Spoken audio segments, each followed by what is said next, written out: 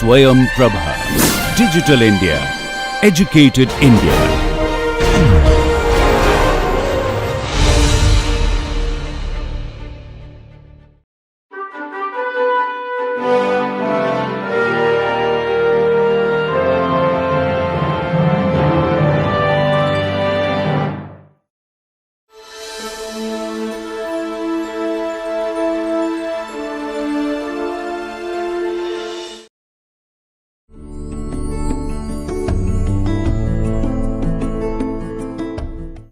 Dear viewers, till now I have discussed different techniques by which data can be collected from the ground.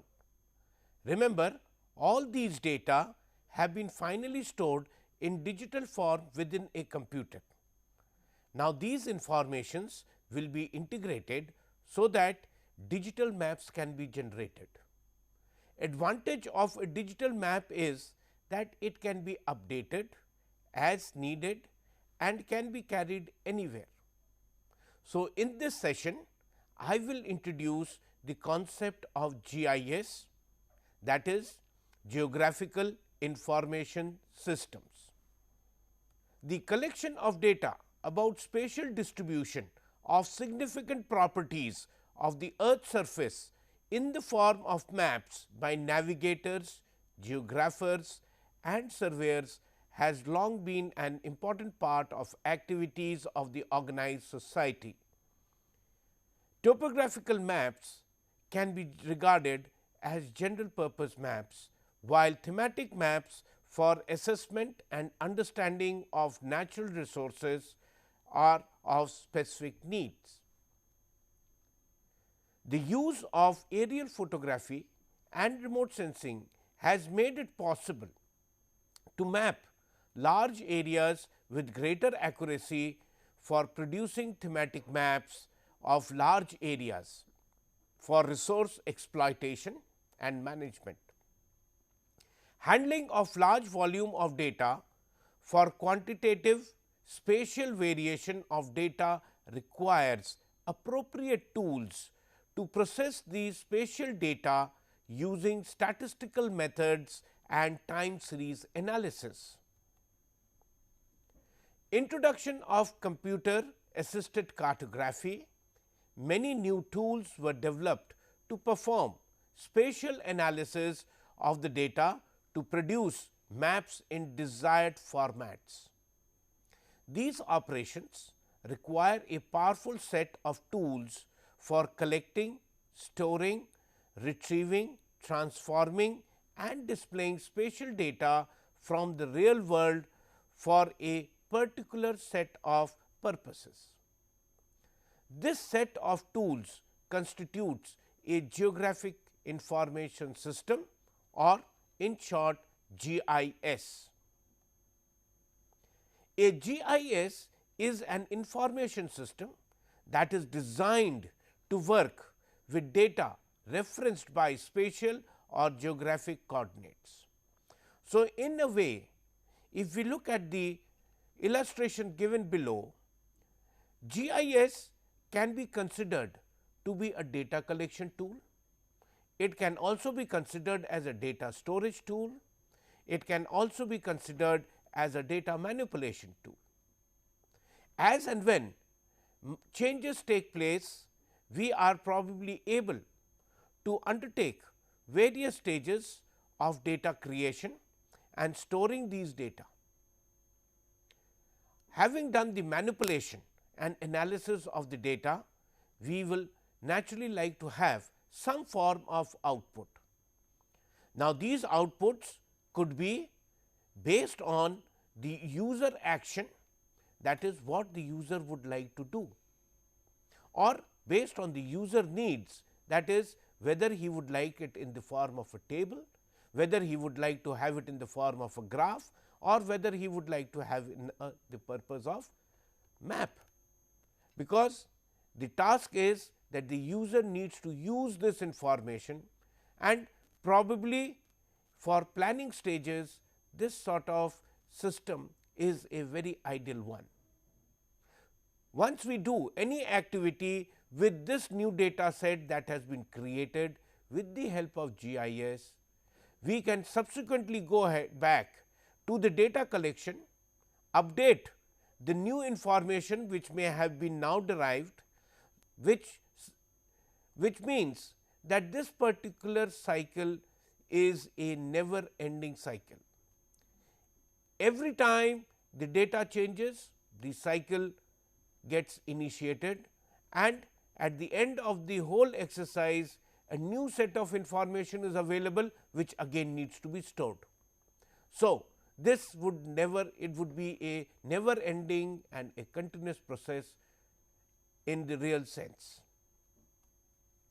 Having provided the basis or the background of the information collection and its subsequent use in GIS, let us look at the definition of GIS. A geographic information system should be thought of as being much more than the means of coding, storing and retrieving the data about the aspect of the earth's surface, because these data can be accessed, transformed and manipulated interactively for studying environmental processes, analyzing the results of trends or anticipating the possible results of planning decisions. Geographical information system is associated with few basic terms such as geography and information system. The literal interpretation of geography is writing about the earth. In writing about the earth, geographers deal with the spatial relationship of land with man. A key tool in studying the spatial relationships is the map, which is a graphical portrayal of spatial relationships and phenomena over a small segment of the earth or the entire earth. On the other hand, an information system is a chain of operations that consists from planning the observation to using the observation derived information in some decision making process. Thus, a GIS is both a database system with specific capabilities for spatial reference data as well as set of operations for working with the data. Some of the definitions of GIS given in different publications are: a GIS is a system which uses a spatial database to provide answers to queries of a geographical nature.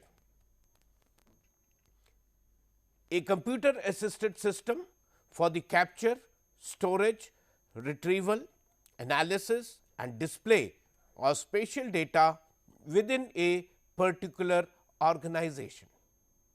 Another definition is a powerful set of tools for collecting, storing, retrieving at will and displaying spatial data from the real world.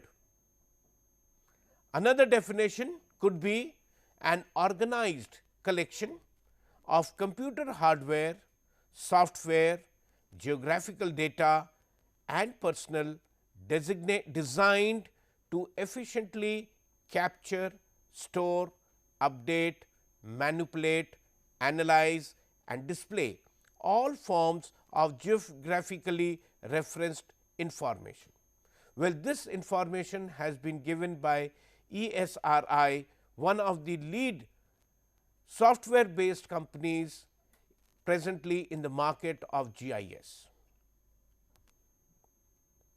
So, if we look at the last definition which has been given above, it is one of the most rigorous definitions of GIS.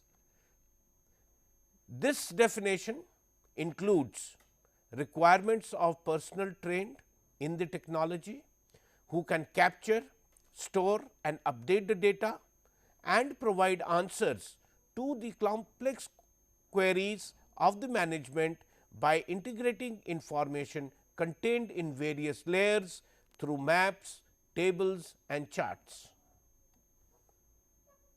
Further, GIS is also the result of linking parallel developments in many separate spatial data processing, as it can be seen in the figure below.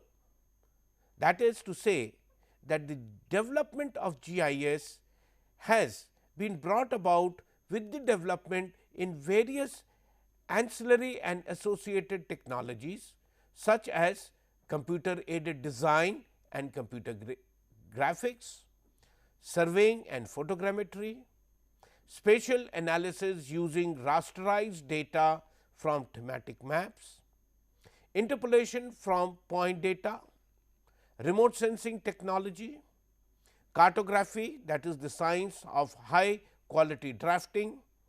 All these combined together have provided the necessary impetus to this GIS technology to take charge of the information crunching and providing the desired level of data in and information in different forms. So, with this, let us look at what are the components of a GIS. The components of a GIS can be defined in different ways, but very comprehensively it can have the following components. First, a computer system having hardware and operating systems. Second is a software. Third is spatial data. Fourth is data management and analysis procedures, and fifth, personnel to operate the GIS. So, let us look at each of these components one by one and also the role that they have to play. The hardware components of a GIS comprise of a central processing unit, that is a CPU, a disk drive, a tape drive, a digitizer, plotter and visual display unit.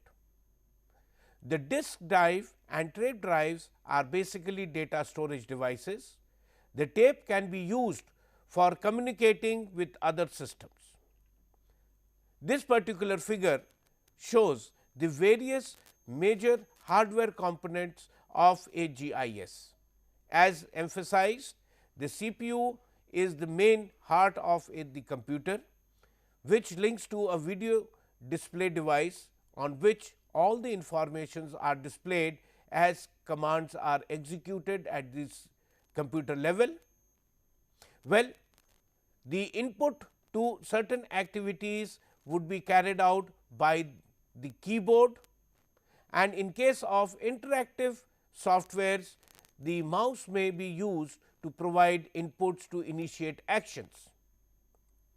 The data input to the GIS could be through a digitizer, wherein a hard copy map may be converted into soft copy by virtually acquiring and capturing data with the help of a mouse and a digitizer, so that all the information present in a graphic or in a map is converted into certain x, y and its corresponding attribute.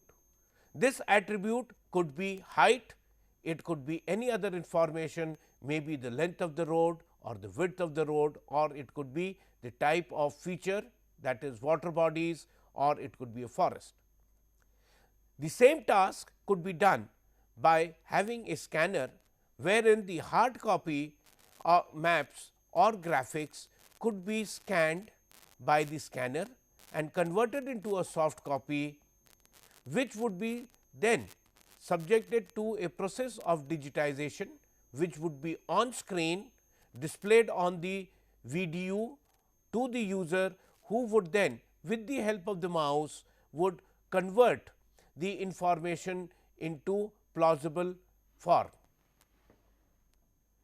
The GIS naturally will have lot of outputs which would be coming. These could be in the form of texts, tables and maps.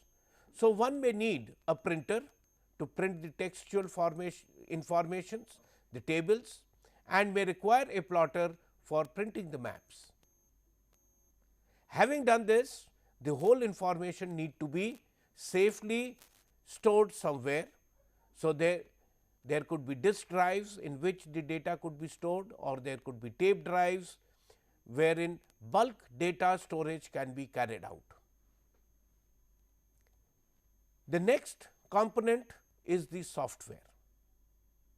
The GIS software package has the following set of modules for performing the various tasks. These tasks could be digitization, editing, overlaying, networking, vectorizing, data conversion, analysis for answering the queries and generating outputs. The next is the input data, that is the spatial data. This is the heart of GIS, wherein it would be performing all different types of analysis to provide interesting informations.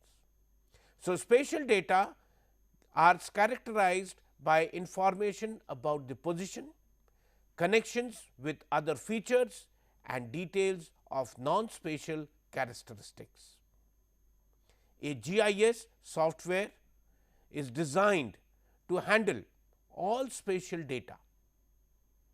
Spatial data require spatial referencing using a suitable geographic referencing system, which should be flexible and lasting, since a GIS may be intended to last many years.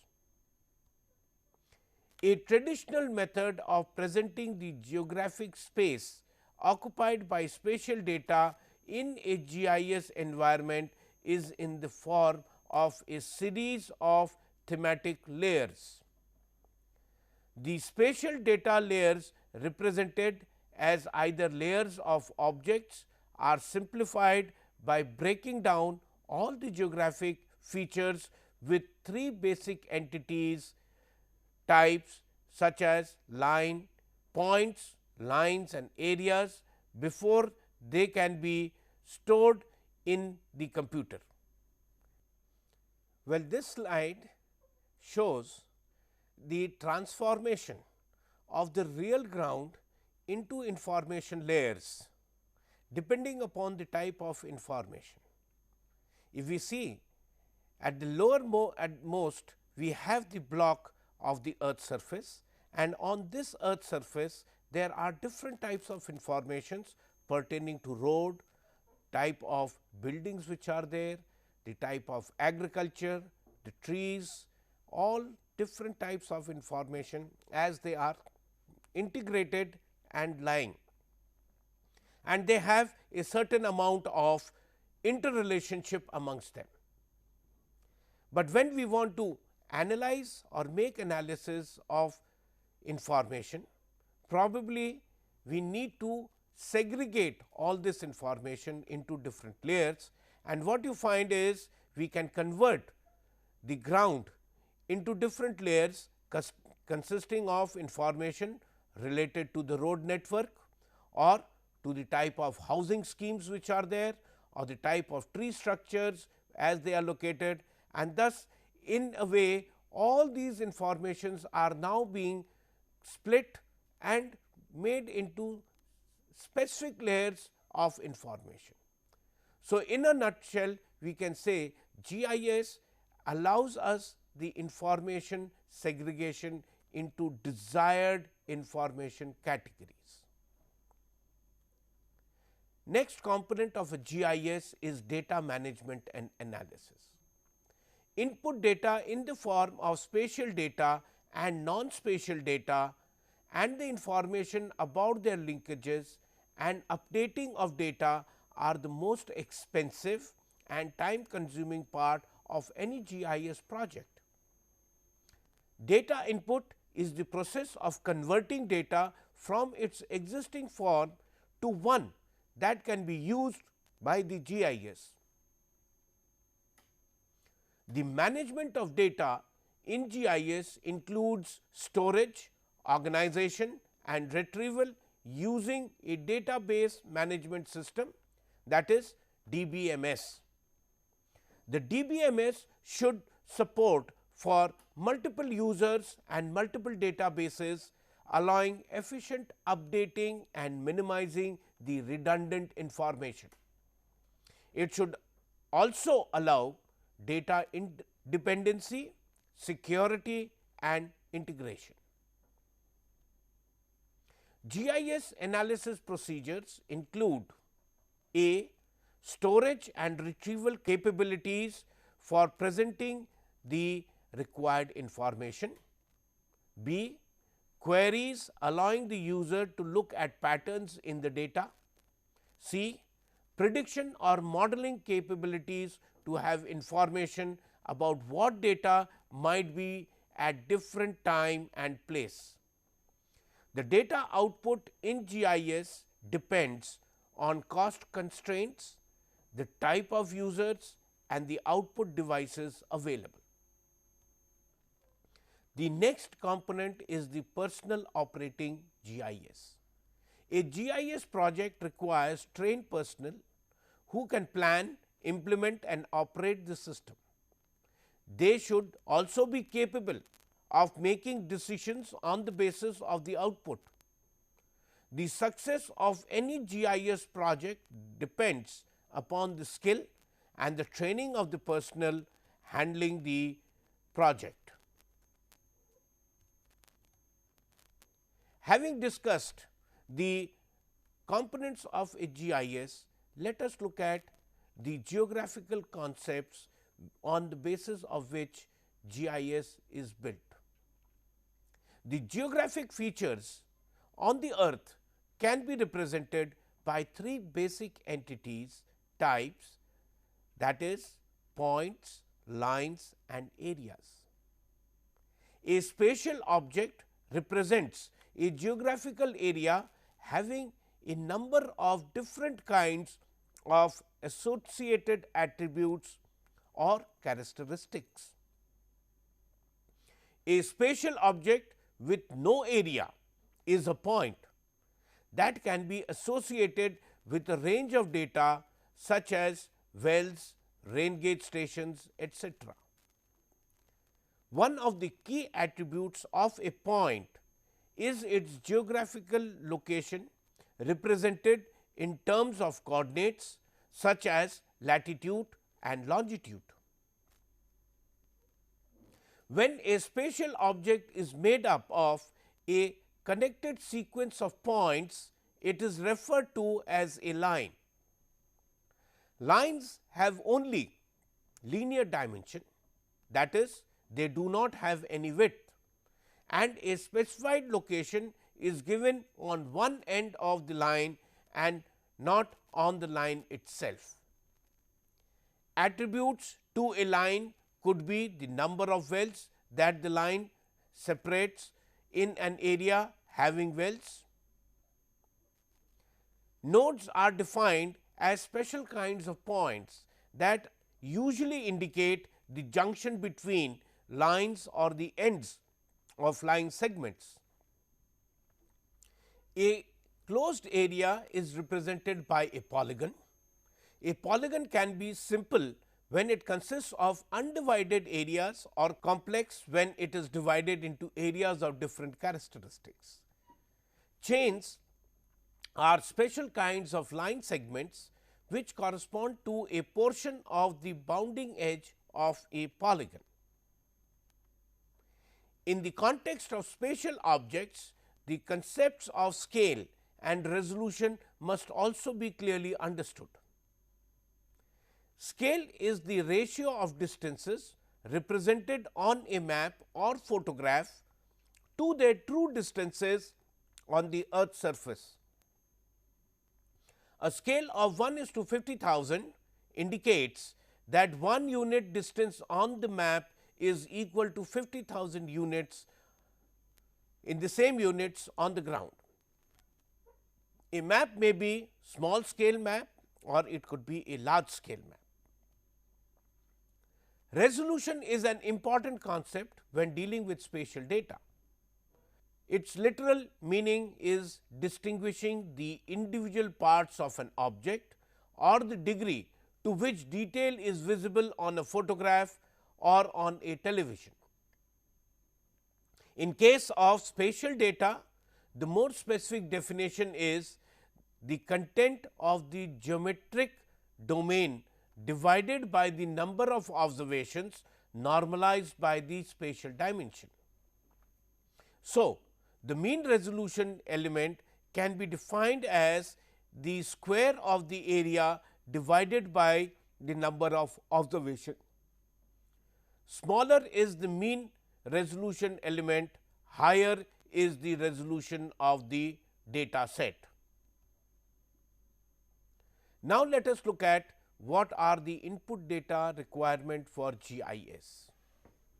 Input data for GIS cover all aspects of capturing spatial data and the attribute data. The sources of spatial data are existing maps, aerial photographs, satellite data, field observation and other sources from which the data can be collected. The spatial data which is not in digital form are converted into standard digital form using digitizer or scanner for use in GIS. This particular slide shows the various sources from where the data can be collected. These could be from maps, aerial photograph, satellite imagery, field observation and other sources. The digital data as shown here will then be the integral part of GIS analysis procedures. Having had a look at the various type of input data, because these we have discussed previously elsewhere in detail regarding how the information can be acquired, analyzed and then sent. So, no detailed discussion is being carried out at this point. Once we have the input data, naturally after certain processes have been performed, this data will naturally have some result. So, let us look at the type of output products that one can have. These could be thematic maps, choropleth maps, proximal or dismetric maps, contour maps, dot maps, line maps, landform maps, animated maps and non-map graphics. So, let us look at thematic maps. It concentrate on spatial variations of a single phenomena. For example, it could be population or the relationship between phenomena, that is different classes of land cover. Choropleth maps are typically used to communicate the relative magnitudes of the continuous variables as they occur within the boundaries of the unit areas, that is average annual per capita income as it varies by country. In these maps, different tones, colors and shading patterns are used to convey the variation in different areas. Proximal or dismetric maps focus on the location and magnitude of areas exhibiting relative uniformity, that is land cover classes. Different colors and shading patterns are used to describe differences in the thematic values. Contour maps represent quantities by lines of equal values to emphasize gradients among the values. Contour lines may be used to indicate variation in topography or in a region of high or low pressure. There can be different types of informations which could be present by these. A dot map depicts spatial distribution of features by varying number of uniform dots, that is population. Line maps show the direction and the magnitude of potential or actual flow, that is to show the sources and the destinations as well as the volume of product transported from one state to another state. Landform maps depict the earth surface as they were viewed from an oblique aerial viewpoint. Animated maps are generally used to display sequences through time, that is, growth of a city as its population and area increase through time. Some analysts or users prefer to get the result of the analysis displayed by means of non-map graphics. Some of the simple and common graphic representation techniques are bar charts, pie charts, scatter plots, histogram. Bar charts are used to illustrate differences in a attribute between categories, that is, time varying distribution of land use in an area such as urban, suburban and rural. Pie charts for displaying information by dividing a circle into sectors representing proportions of the whole, that is, in a state percentage of rural, suburban and urban population. Scatter plots are used for displaying behavior of one attribute versus another attribute, for example, yield and applied fertilizer.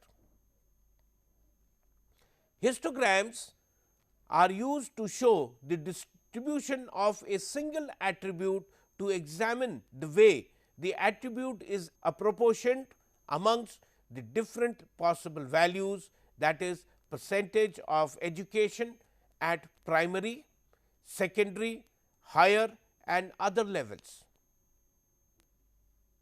Having had the look at the different types of outputs which are possible, the next is application areas. GIS finds its application in all those areas where professionals are involved in management and planning, utilizing analysis of large amount of geographical data that relates to space, typically involving positional data. Positional data determines where things are, or perhaps where they were or will be.